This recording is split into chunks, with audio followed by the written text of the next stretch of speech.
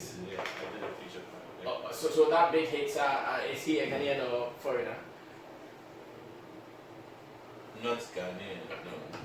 Oh, I see. No, but I have a lot of. I'm excited. I'm not saying Jay-Z. Is it? He said Jay-Z. J-Wan.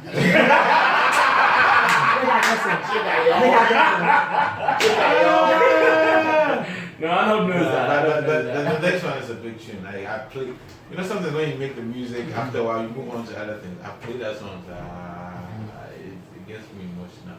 I see. Very emotional. It's a big tune. And that one is coming before the album release. Very big. Yes. I only tell you the title of it. I'll tell you what it's called tomorrow. That's it. Hashtag tomorrow. You can hashtag it right now. But I will not say anything else about it. I see. Thank you so much. We are not done, but then let's listen to the big man. And we're talking about the song title, Big. Let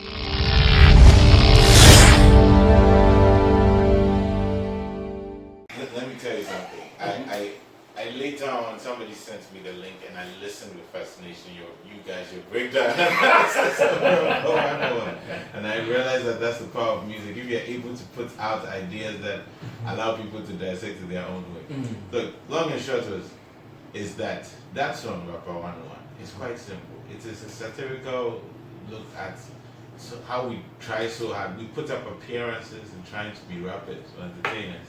That at some point, the perception we put out that helps us, we become prisoners to that same perception. You go everywhere, you forward the shit. Instead of the perception that helps us get up the ladder, benefiting us personally, we become trapped in those things. So it was me taking a look at that. So if you even notice that the third verse, I said M.anifest, so she would be and add in the cornbread, all these kind of things, because at a point in time people knew me to be wearing all these chains, and it was such a burden in the sense of oh now should change now they want M.anifest. So I think it was just satire, and I'm never afraid to be misunderstood.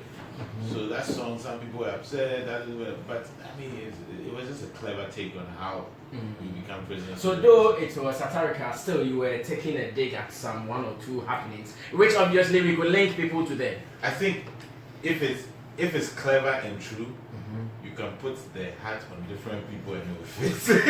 That's what makes it interesting, in that regard. But we have known that if I want to mention names, I can. So. But have you ever mentioned any name like that? I believe when it came to mention names, I did. Yes, I don't shy away from anything in that regard. Which one did you mention a name? I'm still trying to. Guys, any of you can help? Trim. No, I'm trying to remember one guy you were so particular that this. But it's fine that I release such songs and then people have their own takes on it. So Rapper 101 is actually the fans that forced me to release a song, because almost I'm releasing it. So then I went to the studio that day. The song was already there and we just did a quick mix and master and put it out. I see. So does it mean what these days no more big chains because your neck was breaking? You know the funny thing? For 3 or 4 or even 5 years, I haven't been wearing them, but people haven't noticed. Yeah, because all your photos still have that kind of. Not necessarily. Actually, they still see different things. They definitely see more rings and other accessories, but because the image is there, that's the beautiful thing about kind of tricking people. how you comfortably want to present yourself. So, but I make sure I evolve. People notice me with a hat now, but 3 years ago I wasn't wearing hats. But now in their minds it's like, oh, if they see me and they see it, they see somebody in the shadow with a hat and a beard is M.anifest. So I think for me, I've been okay to evolve, but to be consistent as who I am. So they have been chainless for like a good 4 or 5 years. I think I've heard you somewhere also put out an argument that how you look is not branding. And now that we're talking about the chains, you are not wearing them, but in the picture we still see them kind of. How do you still defend that point that how you appear is not branding alone? It is not branding. It is authentic. It is me. this branding business means yes. Because in a sense, if you can be your authentic self and then pronounce it, like, so I'm an authentic self, but yeah, I do work with stylists, etc. So they are not trying to give me an idea or an image. They are trying to enhance what it is I already want to present or represent. You know, with hats. One day I literally walked into a store. I traveled somewhere and I tried on some hats. They beat me, and then one of me and my stylist, one of them were like, okay, you know, maybe that's the new thing. Let me. And he was also into hats, making hats, etc. So all I'm saying is that it wasn't like So yeah, there is a conscious effort to go from what is authentic to me and what I love to making a consistent imaging thing. Of course, I'm intentional. I'm not even going to pretend like. What I meant was that, and you see it's nice, and I say, okay, you know, today I'm going to start wearing like 3-piece kente because it's no. It has to come from a genuine, authentic place. Yeah. Now, the way you look, has it ever attracted any ambassadorial deals to you ever? Yeah, actually, quite early on when I came back, because I was actually print heavy then. I remember, I had a 1 year or 2 year relationship with Within at the time. And what was really the deal that always you have to put on something about them? No, not necessarily. I think there were different kind of, I don't want to say activations, like different kind of collaborations that we both brought to the table, whether for them it's certain events or going to the factory with workers. Definitely about posts as well, but there was a bit of freedom around it because it was already natural to me. So in a sense, it's not like somebody had to force anybody. They didn't have to call my manager and say, please, it's been 2 months. M.anifest doesn't want to do it. It was natural. I could get Taylor to make me stuff. So So it was for a short time period. You know? It was quite early. So big up to them for that. But I think the relationship is still tight. No, it's not that. We stopped doing it a long time ago. No beef. It's just like it ended. It ended. And there hasn't been any conscious effort to do so. Yeah. You have to, as the reputation gets bigger and the fan base gets bigger, the money should also get bigger. Exactly. I know what you mean. It's business. It's nothing. I know. Are you going to be part of the Creative Arts Forum tomorrow? I have no idea what's going on. I don't know where it's going on. Eventually, maybe. What the plan is? I'm holding it. I actually have no idea about this. So you don't know there is going to be a Creative Arts Forum tomorrow? I don't know. I see. I wish we could hear The Ministry of Creative Arts, they are organizing a forum for There's all. a Ministry of Creative Arts. Oh, money. I thought it was under like tourism and culture. Yes, still together. Ministry of Creative Arts, Tourism and Culture. Oh, okay. We revamped. Remixed. It's been remixed. Yeah. Okay, go ahead. There has been an overhaul. Overhaul. Yeah. Wow. Hey! Mohe Odi also only come from pocket. Yeah, so they have put us together. They want us to meet at the National Theatre tomorrow to have a discussion on the industry. I wasn't invited. You were not invited. No, I haven't received any invitation. So the next one. So let's talk about when the next one I receive an invitation. Wow. Good morning to Student Safo. We've discussed this particular issue this morning as to why they have not extended individual invitation to some particular people in the game. And he said that it's an open invitation. If you think about the industry, you hear and you'll be there. That's fine. I mean, if that's the kind of thing, it's a problem. It's fine. If I haven't heard of it, nobody needed to tell me personally. But that's a chance we take in terms of if it's an open forum. Maybe if it was loud on my networks, I would have heard about it. But I haven't heard about it, honestly. I see. That is okay. There is this directive from FDA about celebrities doing an endorsement for alcoholic beverages. I remember, Yeah. Do you think it is good for the industry, like money? He can be used to endorse Casa Preco, to add some money to his account and all that. And this thing, some people think it is really taking money from artists and celebrities. I want to get your opinion on that. I found it a strange regulation that they try to implement. Instead of acknowledging the influence of artists and creators and other popular people, they are trying to cage it. they are fearing the influence. Where in the world have you seen influence not being used positively, economically, and other things to grow economies and other things? Absolutely. So, but yes, creatives and artists and other people are influential. So yeah, they're afraid that children, other people look up to them. But your fear of that should what do you call it? Should be transmitted in how, in your home or whatever thing you raise your children. It can't be a stranger's responsibility. And so for me, I thought it was absolutely bizarre, and it makes no sense to me. There's no precedent here. Look, there needs to be. I think sometimes the camouflage for this is there are people in certain places and they're just religious, and they might apply that to it. And that's why I believe. I have no. It's a speculation. Because it's kind of bizarre. Everything is about being responsible. Drink responsibly, do this responsibly, make children responsibly, etc. So I think the regulation might not be to just go that far to strip things down, but to maybe make sure that the fine print is always pronounced, that people are not just blatantly just certain things and not caring about how it affects especially minors. But it was a bit bizarre to me. I see. Now, can I say that some of these bizarre things happening are the issues you addressed on Burna Boy's, you addressed on Burna Boy's song, Another Story? Yeah, definitely. What was really the theme of your verse on the song?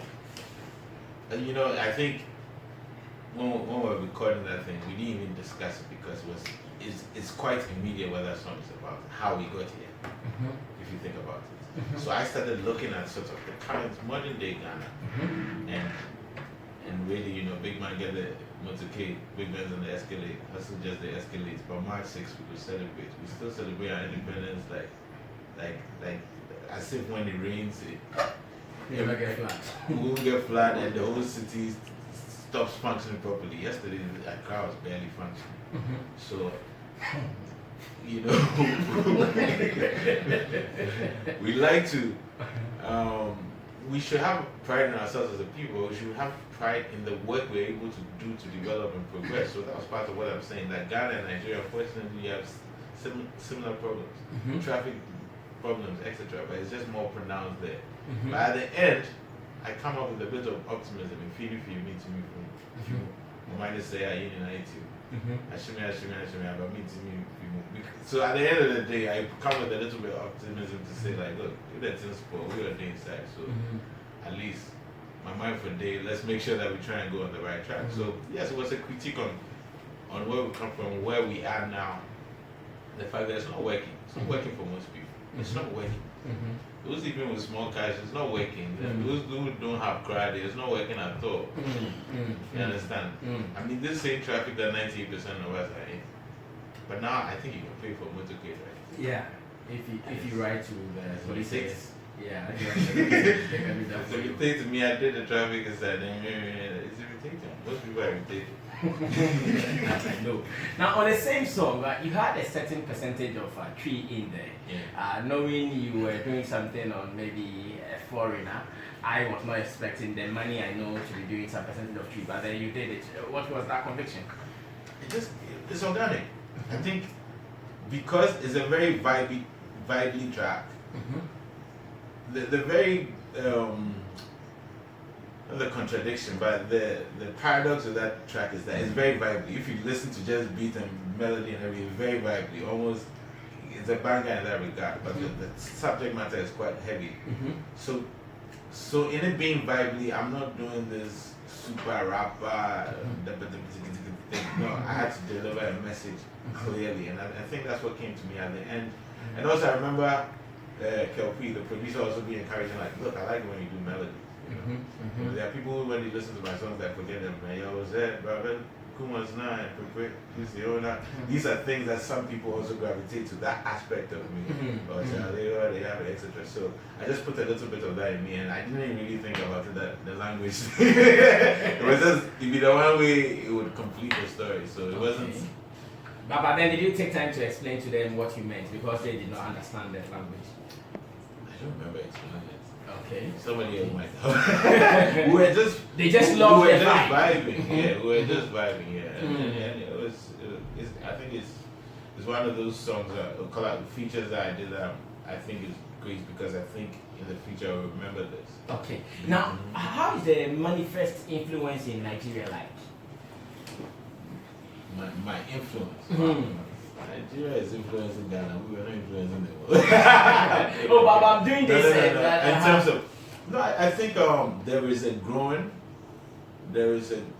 respect for me over there, and I think within this next year and a half, etc., with more releases, we're probably going to see a greater impact from me. But I think what I've noticed is that the people who get to know me in Nigeria very quickly understand the pedigree, the level. When did this growing respect you are talking about? When did it start? You know, one interesting. I was on a press run in Lagos a couple of weeks ago. A lot of the stations I went to, I'm trying to promote new music, the one who see me, etc. But on their own, the DJs were pulling up Forget Them. Interesting now. That's from 2015.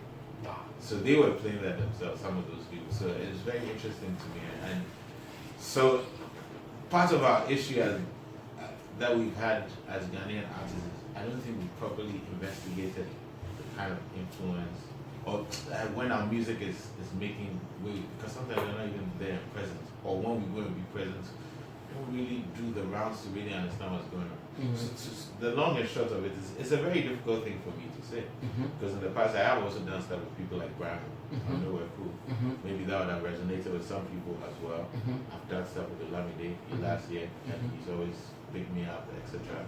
So that also probably contributed more. Now there's the seeming Burner Boy, etc. So I think it's happening in its own various ways and just connecting. So now when I release my own stuff, like Big Man will see me, then we try and look at it. Of course, and I know you look at analytics, you go and see which countries the things are coming from. So I'm hoping for a good influence.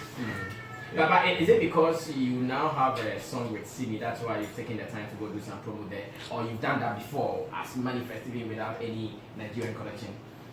No, I've done press there, but I haven't done this kind of intentional press run where I have PR there that is actually putting together something on this magnitude. Because we're moving different now. I think this is going to be a completely different rollout plan. I think after years, unfortunately, let me tell you, after years and years of being in the music business, I now better understand it. And we are moving as such. It's not the deal. It's really what you are doing to really make ends, and what you put in and where you have to make certain investments, etc. We are very interested in the daily aspect of things. Yeah, but now, so this was, it wasn't. Yes, it's because this album rollout, we have certain ideas of how to move in that regard. Doing Lagos press runs is an important one. I see. Now, the connection with Simi, to those of us who might not know, how did it start? Studio session where in Nigeria, Ghana. Okay. We recorded it in Ghana. Mike Mills produced it. We went to Kwame Boy Studio that day to work out of there that day. Simi was like, she had done a show here, I believe. It was 12:30 in the afternoon. Her flight was 6 p.m. So I went to pick her at 12:30. We didn't know whether we record or not, just let's go and vibe. And somehow we created the beat from scratch on the song within that time and took her back to her hotel before she got to the airport. So I don't even know, it was a miracle actually, if I think about it, that happened within that time frame. But we had connected previously before that, so there was an intention for us to work together, and we made it happen. It was very easy and effortless. Now, let me compare what you did with her and maybe to the Western world, where you would have to go through record labels, agreements signed here, sharing of approaches, rights, and all those things. Did you do all this with her? I've been doing that with people. And the tragedy is that in Ghana, sometimes when you ask people, so what are the splits? People don't even have basic contracts. They're not registered as writers, that's different things. So yeah, all that was that. Oh, We make the music, but after we make the music, the business of the music should be correct so that we all can benefit from it. Yeah, these standard. There's nothing really absurd about after making music, doing the right thing. You don't wait for something to happen. Don't wait, for instance, for Casapreco to say, okay, we want to use that song, and then you haven't really done the business with the producer or the featured actor, etc. Then all of a sudden it becomes a fight because it's like, no, I should be getting the 30%, etc. You should try and do the business well. I mean, I'm nowadays I'm being careful. I've done features where people have not even like, there's no agreement on anything. You understand? But that's not happening again. Now you keep saying nowadays. Why? What is happening now? Is there new management? New? No, we're just moving differently. We're moving differently. The more you know, if you know better, you do better. We are not chasing fame. We are chasing actual success. To be able to have the impact and the revenue and all those things that's associated with the doing well in the business. Not chasing moments, etc. And I feel, and I'm fortunate enough for, I think, to be grateful to the fans who also helping me be in that position. I haven't released a song this year. Rapper One was like something. I just do it. In the past, we'd be very worried about brand fans. Oh, blah blah blah. No, but now it's about strategy, and we know that being able to be impactful at moments, like I know that I can go into Westwood and I'll have you talking for a week. That's true. It's more important than just throwing everything at the wall and hoping it sticks. So that's what I'm saying. We're just moving differently. And I have the same manager. We're a family. Okay. You know, and also the thing about it is I think we just are finding better common ground in how we both want to see what we do, how we want to achieve it. Because sometimes artists we can be impatient. I know. I would have released this project in February when it was left to me. But I would have missed out on certain opportunities that were important to try and make happen from the time the album is finished to the time it's released. You really are trying to find a thing. You know, because in my mind, I'm already almost finished with the next one after that. So in my mind, you understand, but it doesn't work well that way, you know. Everywhere else, not everywhere else, but when you start experiencing things in London and even in South Africa, you realize that the business is structured. Nothing is by accident. People are seeing a lot of these things happen. They are engineered. Success in the music business is engineered. It is not. The flukes are 0.00001%. You know, so with that knowledge, you have to start doing some engineering yourself. Otherwise, you know, and you'd be 80 years old thinking, oh, when can I get my next show before you can eat?